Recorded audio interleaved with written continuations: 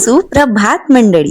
आज सकाळी सकाळी आमच्या घरी एक खूप मोठे सिंगर उतरले आहेत आणि ते सिंगर म्हणजे कोण तर मी स्वतः. कारण काही दिवसापासून माझ्या फीडवर खूप ते सितारे हा सॉन्गचं जरा रील खूप दिसत होतं, तर मी त्यामुळे आज ट्राय करूनच पण फाटला स्पीकरचा आपला गळा असल्यामुळे जास्त वेळ काही वाया न घालवता आपली नवनवीन चप्पल घालून मी निघाले आहे मार्केटमध्ये जाण्याकरिता. आणि मी नवीन चप्पल घातली मग माझ्या कार्टीचं तोंड जरा उतरल्यासारखं. आणि असं नाही आहे की मीच नवीन चप्पल घेतली, तिनेही घेतली आहे, पण तिचे जरा नखरे थोडा झेलावंच लागेल ना आपल्याला. तर हा, आज सकाळचे सगळे कामं आपले लवकर आटपून घेतले आणि त्यानंतर मी आली आहे आपल्या उमरेड तहसील कार्यालयामध्ये. आणि का तर हे आपलं आधार कार्डचं काम करण्याकरिता.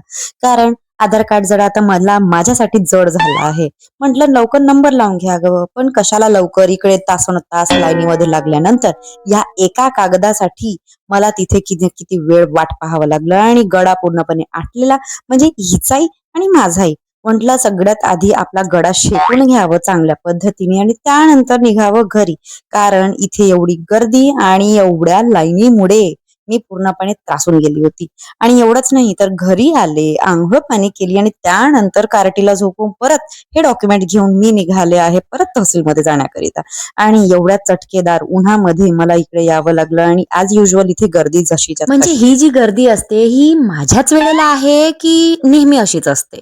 आता इथेही परत या एवढ्याशा कागदासाठी किती ना किती वेळ वाट पाहावी लागली.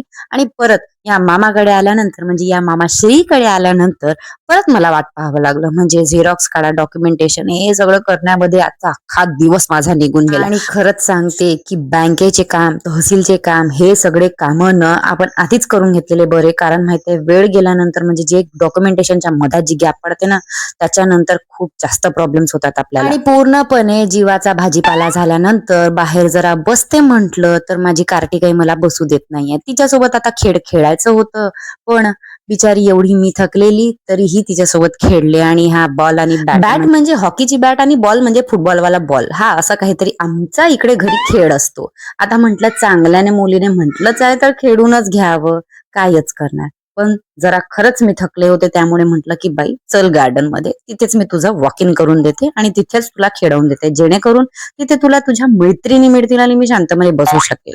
आपला फायदा पाहून मी तिला गार्डन मध्ये घेऊन गेले आणि तिच्या आवडत्या पाडण्यावर तिला बसवून दिले. आणि बरं झालं बाई, पाळणा रिकामा भेटला, नाही तर आत्ता रडत बसली असती.